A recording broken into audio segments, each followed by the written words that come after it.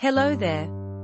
Today we're going to talk about what problems make Shakespeare's Measure for Measure a problem play.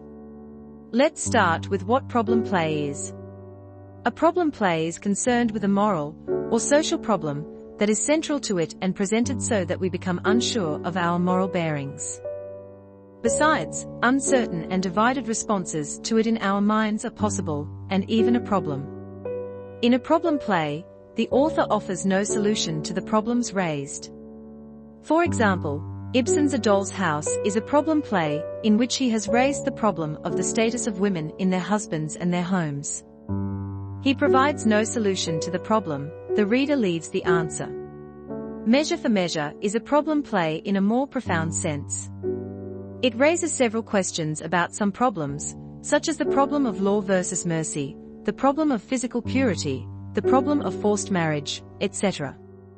These are unanswered by the playwright Shakespeare. The first problem in Measure for Measure is the problem of law versus mercy. Angelo, the deputy of the Duke, stands for the strictest law. He revives specific laws that have been out of use for quite a long time. Angelo maintains the most serious attitude in the observance of the laws. By one such law, Angelo sentences Claudio to death on the charge of fornication. Claudio admits that he is guilty of having made his beloved Juliet pregnant without marrying her.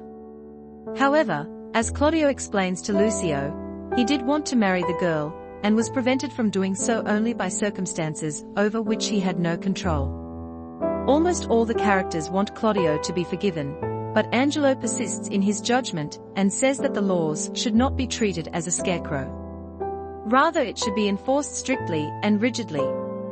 Against the rigid view of the law, there is mercy, and the need of which is emphasized by several characters, more particularly by Isabella. In her first interview with Angelo, Isabella pleads for mercy to Angelo regarding her brother. But Angelo says that Claudio is a forfeit of the law, and Angelo can do nothing about it. Isabella reminds Angelo that all souls were forfeit once. However, the martyrdom of Christ had saved them. Angelo frequently emphasizes the necessity of the law, whereas Isabella keeps speaking of the value of mercy. All the arguments about mercy put forward by Isabella fall upon Angelo. The problem here is whether the law is more critical, or the claims of mercy have greater weight. The problem is also whether the law has anything to do with mercy or not. Then there is the problem of physical purity. It is a problem of chastity versus sisterly affection, and sensuality versus demands of official duty. Before Isabella, Angelo begins to fall victim to sensuality, and the conflict ends with the victory of sensuality. In Isabella's case, she tells Claudio about the intentions of Angelo, who demands her chastity as the price of pardoning Claudio. Claudio, feeling terrified of death, appeals to Isabella to save his life even at the cost of her chastity.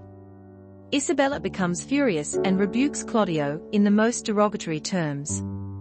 The problem is whether Isabella is justified in rebuking Claudio and spurning Angelo's offer. Another problem with the play is that of forced marriage.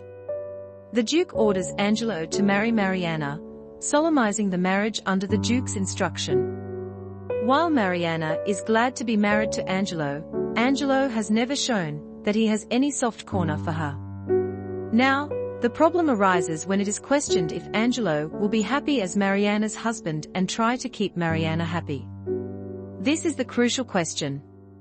Another victim of forced marriage is Lucio. We found another problem too. How far is the Duke justified in completely forgiving both Angelo and Lucio? Forced marriages are the only punishment these two men receive, but are these adequate? Critics like Coleridge and Swinburne felt deeply annoyed because, to them, the forgiveness of Angelo and Lucio seemed to be an outrage upon the principles of justice. No doubt, Angelo's guilt was a serious one. Such a man deserved to be hanged according to the law. The Duke's forgiveness of Angelo, therefore, raises another problem.